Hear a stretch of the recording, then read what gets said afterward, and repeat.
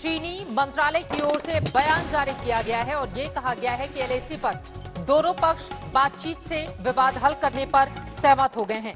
ये इस वक्त की सबसे बड़ी खबर जो आज तक आप तक पहुंचा रहा है। यकीनन ये बड़ी कामयाबी हिंदुस्तान की, जब चीन ये मानने पर मजबूर हुआ है कि हम दोनों देश बातचीत से विवाद को हल करने में सहमति बन रही है। दोनों पक्षों के सैन्य कमांडरों में ये सहमति बनी है और इस पर बातचीत लगातार जारी है। समझौते को जमीन पर जल्द ही अमल में लेकर आएंगे।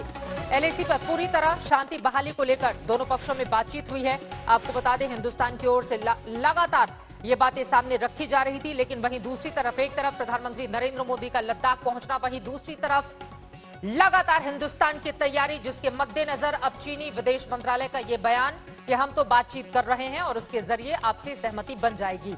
गौरव सावंत मेरे सहयोगी इस वक्त जुड़ चुके हैं ज्यादा जानकारी के साथ। गौरव, तो आखिरकार चीनी सेना घूम फिर कर आ गई इस बात पर कि बातचीत के जरिए हम सहमति बनाने पर लगे हुए हैं और उम्मीद यही कि जल्द से जल्द दोनों ही पक्ष इसको जमीन पर भी उतार लेंगे। और क्या बड़ी जानकारी चीनी मंत्रालय के हवाले से सामने आई है, गौरव?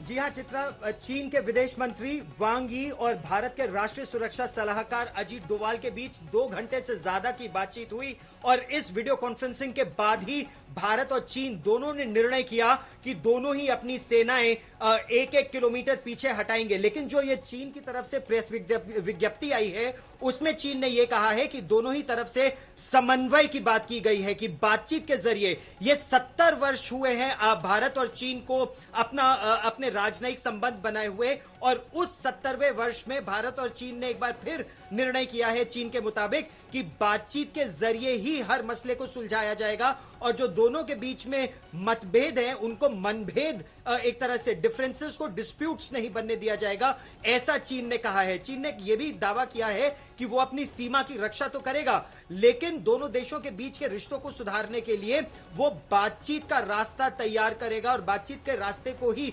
अपनाएगा। और इसके बीच डिप्लोमेटिक लेवल पर भी बातचीत चलेगी और मिलिट्री लेवल पर भी बातचीत चलेगी, जिसके जरिए दोनों इस बॉर्डर के मसले को सुलझाने का प्रयास करेंगे। चित्रा, बिल्कुल, प्रधानमंत्री नरेंद्र मोदी ने जब चीन के विस्तारवाद पर चोट की तो लौट कर चीन बातचीत पर आया और उसी की वो दुहाई भी दे रहा है। फिलहाल के लिए बहुत शुक्रिया गौरव इस पूरी जानकारी के लिए। कहा यह भी जा रहा है कि प्रधानमंत्री नरेंद्र मोदी के लद्दाख दौरे के बाद दोनों ही पक्ष 48 घंटे तक लगातार एक दूसरे से संपर्क में थे और एलएसी पर चीनी विदेश मंत्रालय का ये बहुत अहम बयान सामने आया है। हालांकि हिंदुस्तान ने साफ कह दिया है कि गलवान जैसी घटना दोबारा नहीं होनी चाहिए। दोनों के बीच साथ साथ काम करने पर भी चर्चा हुई है।